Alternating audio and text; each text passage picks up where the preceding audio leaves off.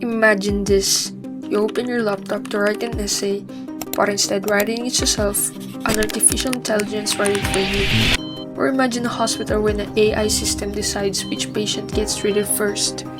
Or even more extreme, an AI deciding military strategies or government policies. This thing sounds like science fiction, but they're starting to happen.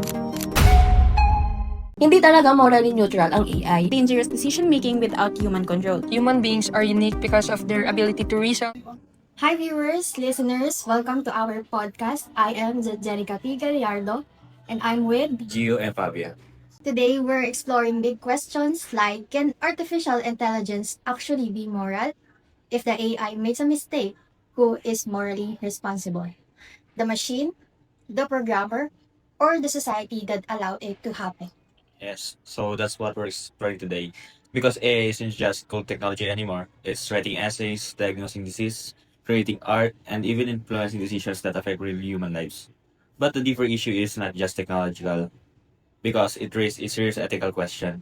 When machines start making decisions, what happens to human morality?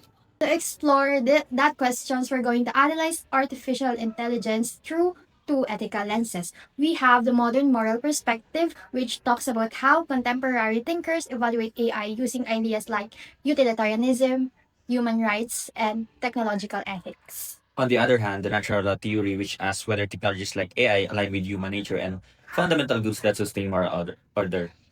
To help us analyze all of this, we have awesome guests joining us today. Alright, Miss Alia Villanueva, let me start with a simple but huge question. AI is advancing incredibly fast. From the perspective of modern ethics, is AI something society should celebrate or something we should worry about? Maraming modern thinkers ang gumagamit ng utilitarianism para evaluate ang AI at nagpo-focus sila ay sa outcome nito. Na para bang tinatanong kung mas marami ba ang mga benefits kaysa harm. Sa perspective na iyon, sobrang beneficial ng AI. For example, kaya ng AI system na mag-analyze ng medical image na mas mabilis kaysa sa tao. Kaya, nadidetect ng mga doktor na mas maaga ang sakit. It can also improve transportation system sa pag-predict ng natural disaster at pagpapabilis ng mga scientific discoveries. That makes sense din naman nga. So, the more questions become something like, is this technology making the world better overall? But I'm wondering, what happens when a technology benefits the majority but unintentionally harms a minority group? If AI can improve a million of lives, then utilitarian thinkers would say it morally good dahil mas napapabuti nito ang kapakanan ng karamihan sa mga tao. So in a way, AI reflects the values and biases of the humans who created. Exactly, hindi talaga morally neutral ang AI. Ibig sabihin, nire-reflect nito ang mga desisyon, values at minsan ay pati nga flaws ng mga tao na gumagawa o nagtre-train nito. That's why modern ethic debates emphasize accountability, transparency, and responsible development of AI system. That leads us to another important modern perspective when AI becomes part of everyday life. It starts affecting things like privacy, employment, education, and even personal freedom. So, Miss Nikki or Ahay, from a human rights perspective, what are the most serious ethical concerns surrounding artificial intelligence? So one of the biggest concern with AI is about the human dignity and freedom. So AI, they collect a lot of personal data. And yes, it helps us to make things a lot easier, but it also makes us think if we still have control over our own information.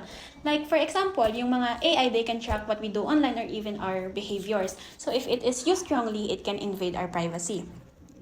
Another issue is in academic honesty. So AI can now answer questions and even write essays for students. It helps, pero if we depend on it too much, we might not learn anymore. Because learning is not just about answers, it's about thinking and understanding. So overall, AI is helpful, but we still need to use it responsibly and not abuse it. Right, because education isn't just about producing answers. It's about developing the ability to reason, question, and understand the world. Exactly. That's why many experts talk about the responsible use of technology. So just because we can create something doesn't mean we should use it right away without thinking. And technology should still respect people like their dignity, their fairness, and rights. Modern ethical frameworks view AI from two extremes as highly beneficial for advancement and development, yet also as potential risk to humanity. Rather than completely rejecting or fully embracing AI, they ask different questions, like how can we ensure that powerful technologies remain aligned with human values?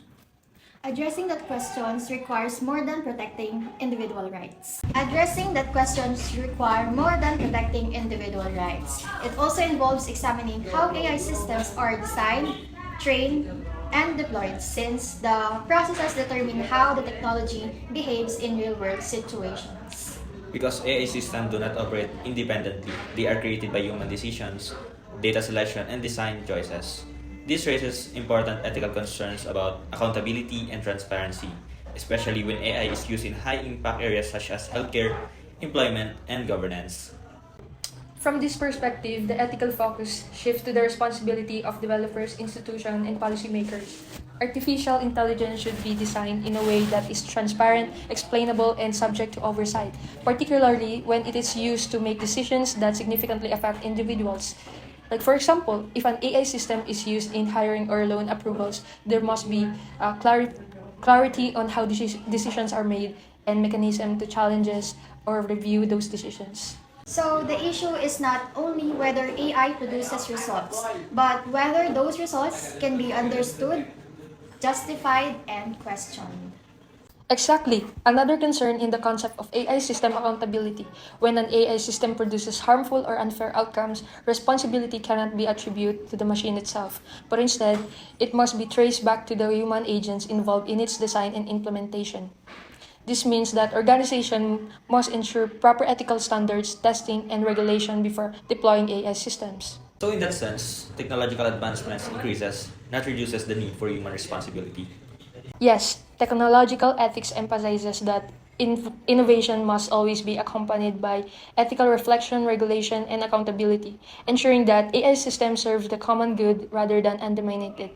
Now let's take a step back and look at this from a deeper philosophical perspective. Many moral philosophers argue that technology should not only be evaluated based on efficiency or innovation, but also based on whether it aligns with human nature and moral order. This brings us to natural law theory, which was strongly developed by the philosopher Thomas Aquinas. So, Miss Alia Villanueva, natural law theory is much older than artificial intelligence.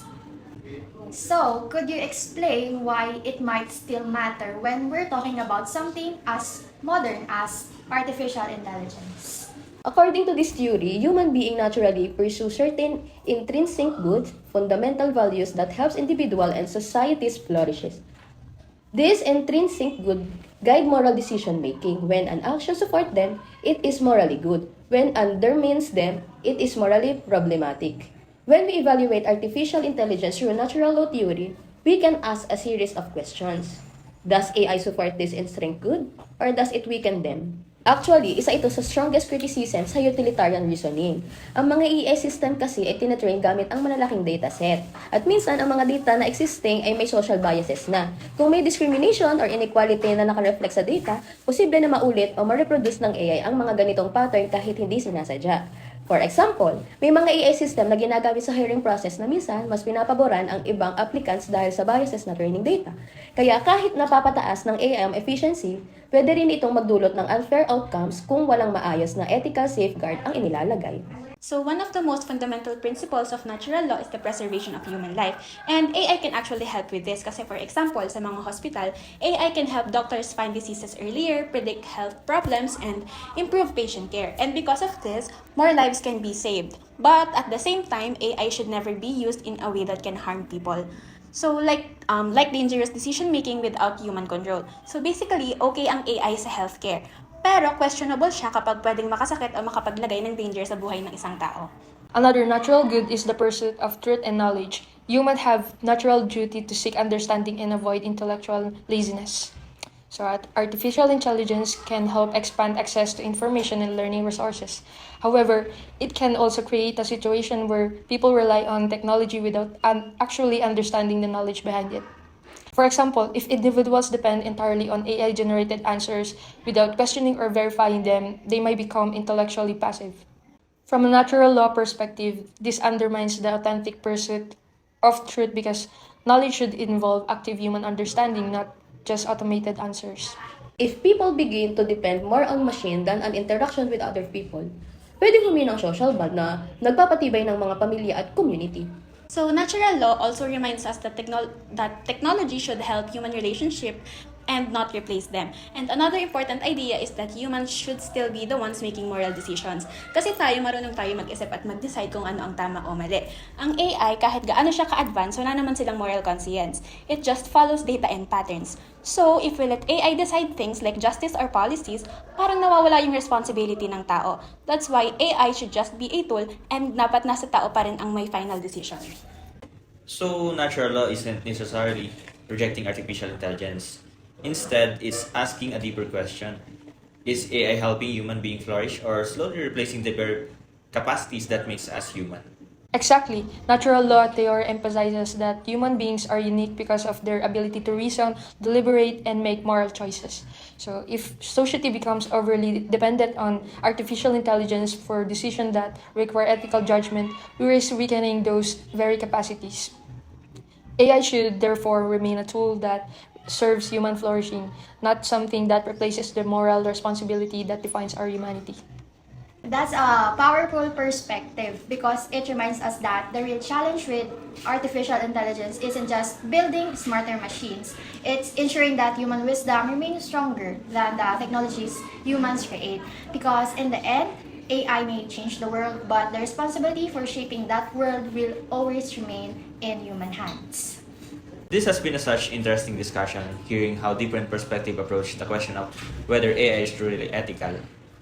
Modern ethics asks us to balance benefits and risk, while natural law theory reminds us that technology should always support human dignity, moral reasoning, and the natural goods that define human life. So, the challenge for our generation is this. Can we build intelligent machine without losing what makes us human? And that's the heart of today's AI Amazing Talk. AI should never replace human wisdom, but rather support it. Thank you for joining us. Stay curious, stay thoughtful, and most importantly, stay human. Stay tuned for our next episode. Thanks for listening.